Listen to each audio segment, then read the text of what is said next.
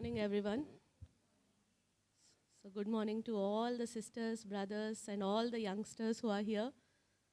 So I thank God for giving me this opportunity. He has enabled me once again to stand in amongst you all. And I also thank Pastor Garu and also Jacqueline sister for always standing by. So to meditate on the first word, as we have read from the book of Luke, chapter 23, verse 34, Father, forgive these people, for they do not know what they are doing. So this verse definitely, it reflects that as if Jesus is praying, he's interceding on behalf of those who are crucifying him or who were crucifying him at that point of time. Jesus is interceding to forgive. To forgive means to release, to let go, that I'm not holding anything against them. That's what forgiveness means. We also see that during the early days of Jesus, during Jesus' ministry on this earth, while he walked on this earth, when he healed the paralyzed man in the book of Luke, chapter 5, between verses 20 to 24, Jesus says, your sins are forgiven. And then the Pharisees ask Jesus, this is blasphemy. How can only God can forgive sins, and how are you able to forgive? So, my question here is, Jesus had authority. Jesus answers them and says, he has authority to forgive sins. The Son of Man has been given authority to forgive sins on earth. Then why is Jesus here interceding? When he had authority, he could have said, I would forgive your sins. From here he could have cried out, I forgive you. But rather we see that he is interceding on our behalf, on behalf of those who were crucifying him. This prayer of intercession was done because Jesus took the form of the sacrificial lamb. He was paying the price of our sins. So for few minutes, only for few minutes, we would meditate on atonement. Okay? So in Matthew 5:17, it says that Jesus says that I have come not to abolish the law, but to fulfill the law. He has come to fulfill the law. So when he is fulfilling the law, he has become that sacrificial lamb. So for that, Jesus fulfilled Leviticus 16. Okay, in your during your personal prayer time, I would like you all to go home. When you go home, I want you all to read Leviticus 16. Leviticus 16 is all about the atonement. Jews were given a year of atonement. Once in a year, a day would come where the high priest would have the access to go into the most holy place. Ati parishuddha sthalamloki velladaniki yajakuniki, pradhana yajakuniki, Leviticus 16 lo undi, samachraniki okkasari matrame, only once in a year, he was able to go into the presence of the most holy place. Okay? So నేను Leviticus 16ని నేను మీకు కొంచెం డీటెయిల్గా explain చేస్తాను. Leviticus 16లో ఏమున్నాయి అంటే, ఎప్పుడైతే సంవత్సరానికి ఒకసారి, once in an year, the high priest, okay, he would had to offer sacrifices for himself, and also he had to offer sacrifices for the sins of the Israelites. Okay, so ఈ ప్రాసెస్లో when he offers sacrifices for himself, then 2 goats, he has to take 2 goats. One goat resembled the sacrificial lamb, and the other goat resembled the scapegoat. Okay?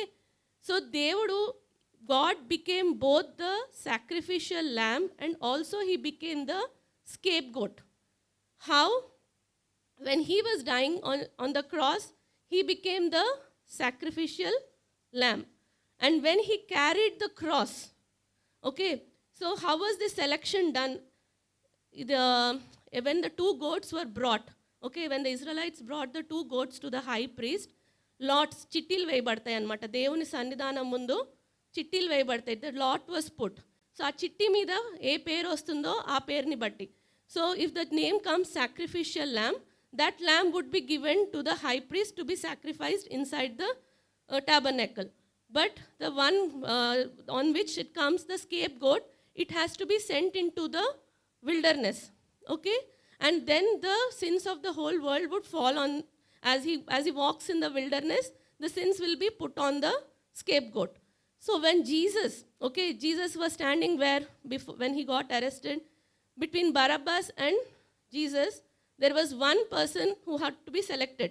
Who was selected? Jesus was selected to be crucified. He became the scapegoat. Scapegoat means an escape goat. Okay? Mana baduluga. Okay? So ala mana papalni, that's how he carried our sins. While he was taken up his cross, he carried our sins. He bore our sins. He bore our iniquities, and he walked outside the camp into the wilderness. Baita akkada his body was given as a sacrifice. Yes? So I would like you all to read Leviticus 17 verse 11 and also verse 14. Leviticus 17 verse 11 and 14. If you all have taken, I will read. Verse 11 says, "For the life of any creature is in its blood. I have given you the blood so you can make atonement for your sins. It is the blood representing life that brings you atonement." Hallelujah. What is there in this? Jesus' blood has life. So God gave them the scapegoat or the sacrifices. The blood, only blood can cry out. Why? The blood has life. Verse 14 says again the same thing. The life of every creature is in the blood. ఎక్కడుంది? ప్రతి ప్రాణికి జీవం ఎక్కడుంది? బ్లడ్లో ఉంది. So మన రక్తంలో, ఆయన రక్తంలో, that is why I have told the people of Israel not to eat or drink it, for the life of any bird or any animal is in the blood. Now let's connect this to Jesus Christ. In the book of Hebrews, before that, John 1:29 says, he was led like a sheep to the slaughter. ఇదిగో లోక పాప మోయుచున్న గొర్రెపిల్ల. So అలా మన దేవుడు ఒక sacrificial ల్యాంబ్గా he presented himself. So now Jesus is the high priest who is interceding from the cross on behalf of everybody. As he shed his blood on the cross,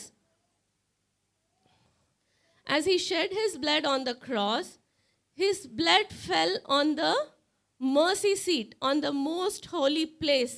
And his blood is crying out saying, "Father, forgive them." That's why he's not saying, "I forgive you." He has taken the role of a high priest who is interceding on our behalf. We see in Hebrews, in your daily devotions, you can read Hebrews 4, chapter 5, 6, 8, 9, till 10. It speaks about how Jesus is the perfect sacrifice. He paid it once and for all. Christ's sacrifice was for once and for all. And now, the way Jesus was interceding from the cross, he's even now sitting at the right hand. Where is Jesus? He's sitting at the right hand of God. And what is he doing? He is interceding on our behalf. So he has become our advocate. He has become our advocate.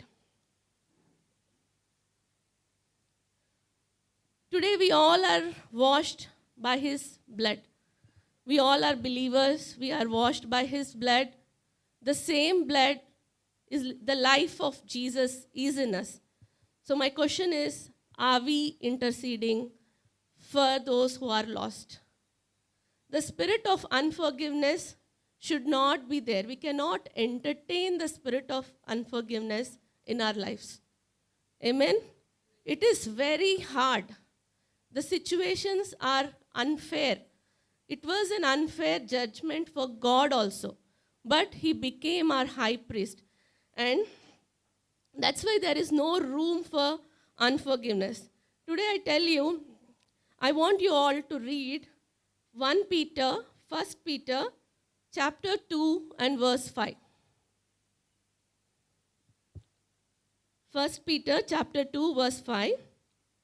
You also, like living stones, are being built into a spiritual house to be a holy priesthood, offering spiritual sacrifices acceptable to God. What is our identity now in Jesus? What is He calling us as? Living stones, and one more word is there. Holy priesthood. Manamandram kuda yajakulam. We are a holy nation. We are a holy priesthood. What is the duty of the priesthood now? Are we fulfilling the duty? He fulfilled it forever, but we have a responsibility to intercede on behalf of those who are persecuting us, who are perishing. Same thing is repeated in 1 Peter chapter 2 and verse 9. It says, but you are a chosen people, a royal priesthood, a holy nation, God's special possession, that you may declare the goodness of God to others who called you out of darkness into His wonderful light. Why did Jesus make us His priesthood, a holy nation? Is to tell others about the goodness of God, about the praises of God, and to intercede. Today, are we standing at the altar of Jesus and holding unforgiveness? And we are not standing like how Jesus stood as an advocate. Jesus is standing on our behalf. He's pleading ignorance. వారు ఏం చేయుచున్నారో వారికి తెలియదు తండ్రి అని ఇగ్నోరెన్స్లో చేస్తున్నారు ప్రభు అని he's able to intercede. But whereas we come, Lord punish that person. Lord, he has given me so much pain. That sister has given me so much pain. I want that she to endure the same pain that I am suffering. Are we not taking the position of the accuser of brethren, who is Satan? Or are we standing with God? It's a question that we need to ask ourselves. Today we are also, by this verse, I just want to encourage that Jesus was interceding and His blood has paid the complete price forever and ever. There is no more going to be any more sacrifices. Jesus did it once and for all. And it is time that we as believers, we who confessed our sins, we who have received His forgiveness, has to give mercy. In the book of Luke, there is a parable of unforgiving servant. I hope everyone knows this parable, where the servant doesn't, his debt, okay? The king forgives his huge debt. He had lot of debt, but the king forgives. But this servant, he goes to his servant and he asks that, now you pay me. You pay me. So he was not at all able to give what he received freely. We also received forgiveness free of cost because Jesus paid the price. But what forgiveness we have received freely, we are unable to give to those around us. And today, we have to stand in the gap and intercede. మనము యాజకులుగా మనల్ని దేవుడు చేసి ఉన్నారు కాబట్టి, ప్రీస్ట్హుడ్లోకి మనల్ని తీసుకొని వచ్చి ఉన్నారు కాబట్టి, what we have to do, we have to intercede.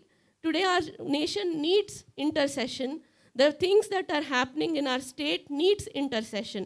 It needs people who stand in the gap and plead for the innocents. Lord, have mercy. They do not know what they are doing. They are persecuting the church. That's why Stephen was able to say, Stephen also used the same word. He said, forgive them. Why was he able to say? Because he saw it through the eyes of Jesus. They are persecuting the church, and he was able to intercede. Today, are we willing to intercede on behalf of us, ourselves, and on behalf of those who are persecuting us? We are not called to take revenge. Bible says very clearly that vengeance is mine. Give it to God. Give the vengeance to God. Let Him deal with the revenge part. Our duty is, because I may sin in a different way, You may sin in a different way, but we all are sinners who need the blood of Jesus to wash away our sins. Yes? Then how can we say she is a big sinner, I'm a small sinner? There is no comparison, right? We all are equal, and we all need the blood of Jesus. And that love has to reflect from our lives. We are walking as a royal priesthood amongst our people in this world, and are we interceding is the question that God is asking us. Hallelujah. I would like to end it here. I would like to just say a prayer, and then I would like to end it here.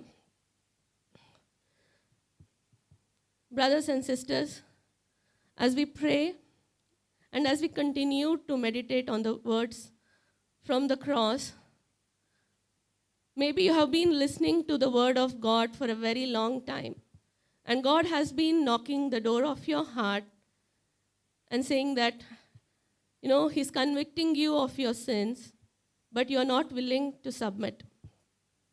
But His blood is still crying out from the mercy seat because it is alive. And He says, Father, forgive them. He has forgiven us, and it is a time that we accept His forgiveness and receive His salvation. For those who are saved, you are saved, but you are so much in pressures of this world that you are unable to forgive. You feel that the world is an unfair game. It's an unfair justice that is being served on this earth. But God calls us to intercede. God calls us to stand in the gap and intercede, saying that, Father, they do not know what they are doing. In the Bible, Jesus told so many times that pray for those who persecute you. Why? Because we are His holy priesthood. We have to bring the sacrifices of our praise. He no longer desires in the physical sacrifices, but He desires in the sacrifices of our praise, of our heart. Our broken heart is what He desires, and that's the reason He's asking for those things. Today we examine our hearts, we rededicate our hearts, we say that, Lord, yes, we are willing to intercede on behalf of our state, in behalf of our city, in behalf of our family, in behalf of everyone who's persecuting the body of Christ, in behalf of everyone who's persecuting us personally day to day, O Lord Father. Lord, we are willing to carry our cross faithfully. Lord, I thank you. I thank you for ministering to us, O Lord. You have paid the complete price, and your blood has sprinkled our consciousness. You have cleansed our consciousness now, O Lord. You have written your law on our hearts. I thank you and I praise you, Lord, for the wonderful work on the cross. We cannot completely understand, O Lord, the beauty of your redemption. I thank you. I submit each and every sister, brother, all the youngsters who have listened to the word, that they would come to know you in a much deeper way and receive